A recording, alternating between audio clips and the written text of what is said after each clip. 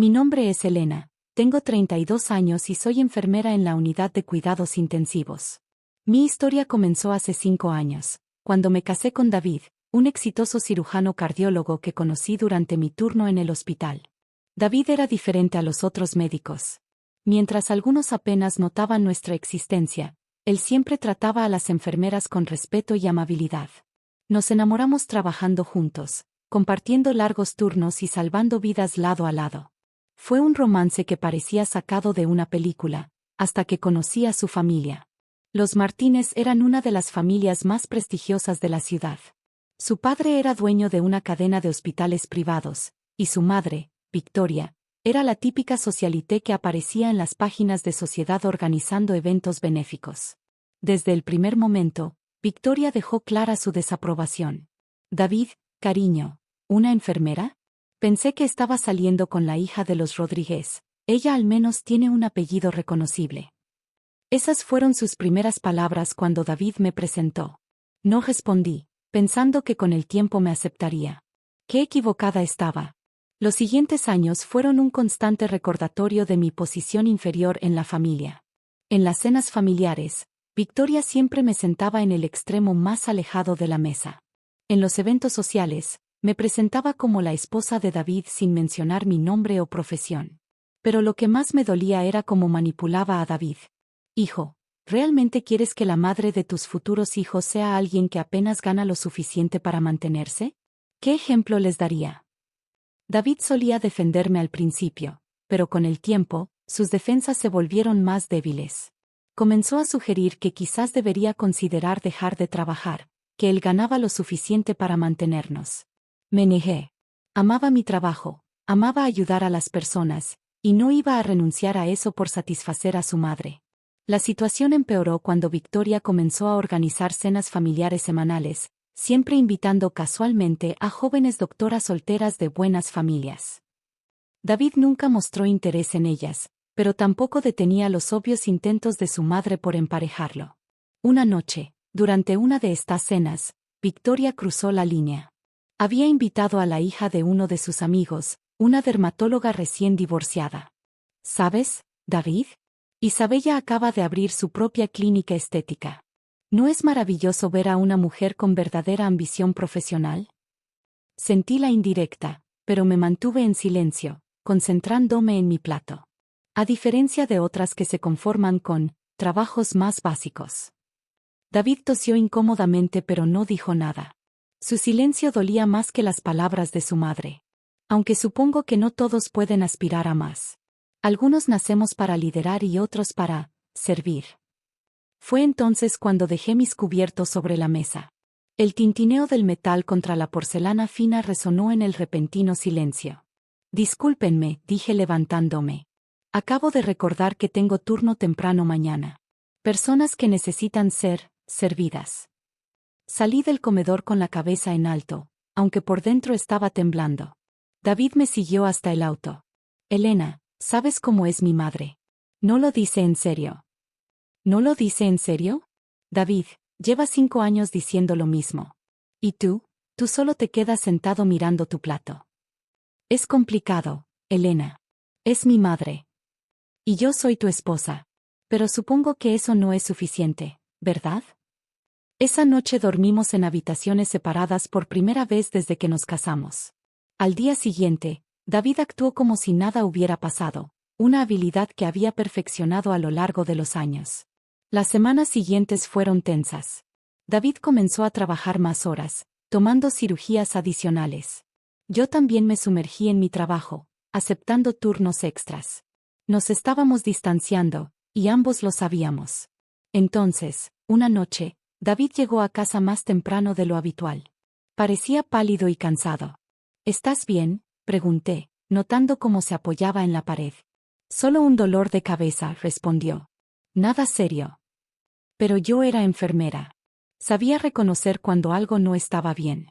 Insistí en que se hiciera un chequeo, pero se negó, diciendo que solo necesitaba descansar.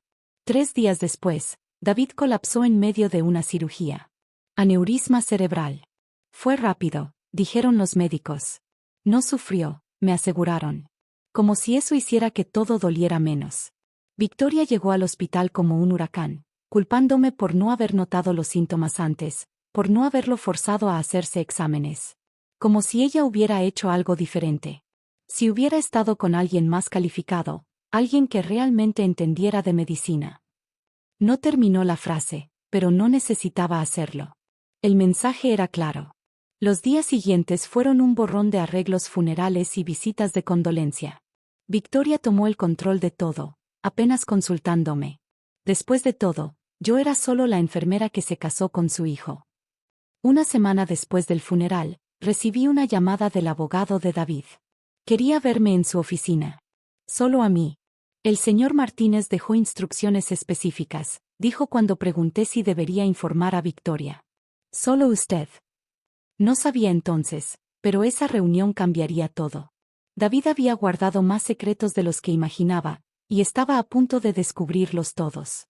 La oficina del abogado Tomás García era exactamente como uno esperaría. Paredes cubiertas de libros de derecho, diplomas enmarcados y un escritorio de caoba que probablemente costaba más que mi auto. Me senté frente a él, notando cómo sus ojos mostraban una mezcla de compasión y anticipación.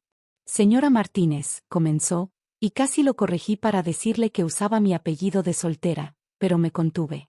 Su esposo vino a verme hace 3 meses. Parpadeé sorprendida. David nunca mencionó haber visitado a un abogado. Me pidió que preparara varios documentos legales y que los mantuviera en absoluto secreto hasta ahora.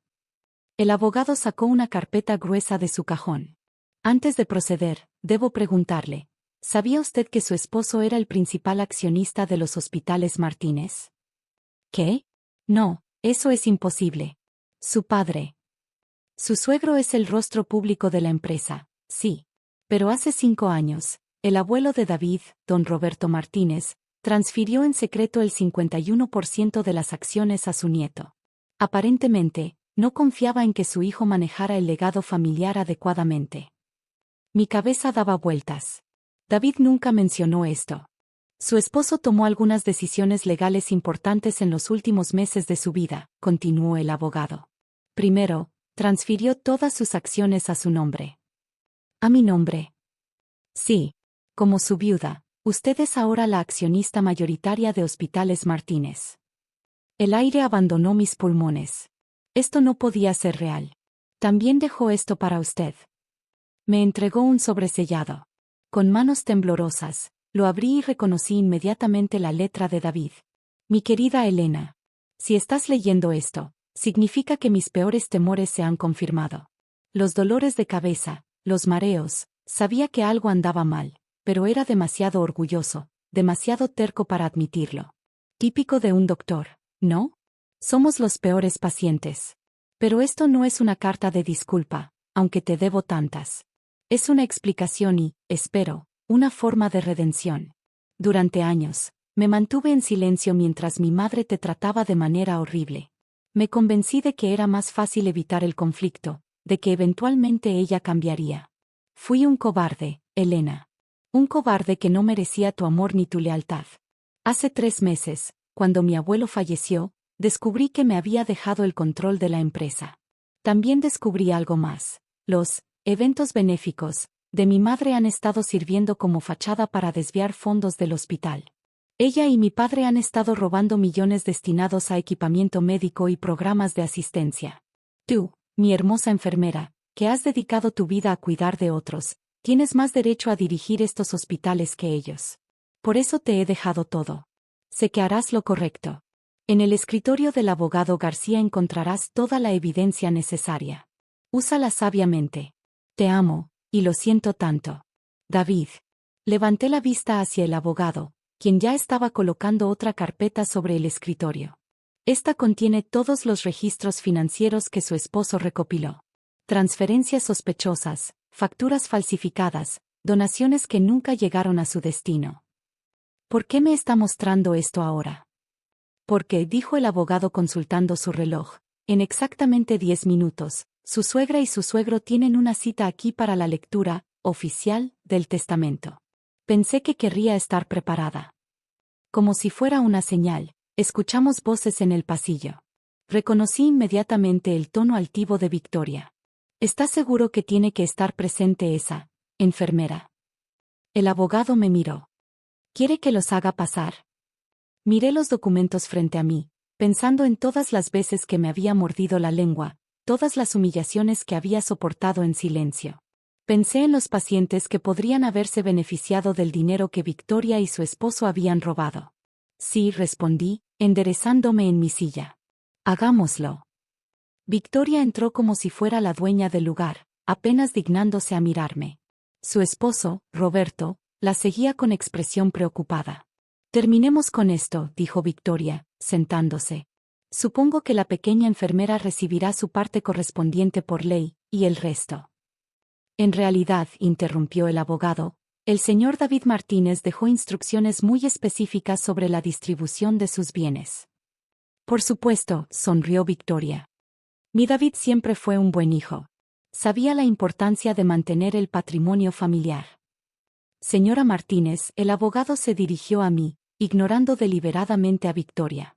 Como accionista mayoritaria de Hospitales Martínez, desea proceder con la auditoría externa que su esposo programó.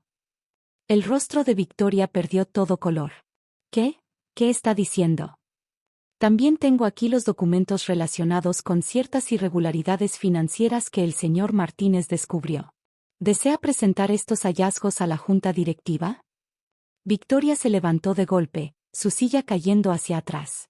Esto es ridículo. Imposible. David nunca. David lo sabía todo, dije, mi voz tranquila pero firme. Sobre los fondos desviados, las donaciones falsas, todo. Mientes. Roberto, haz algo.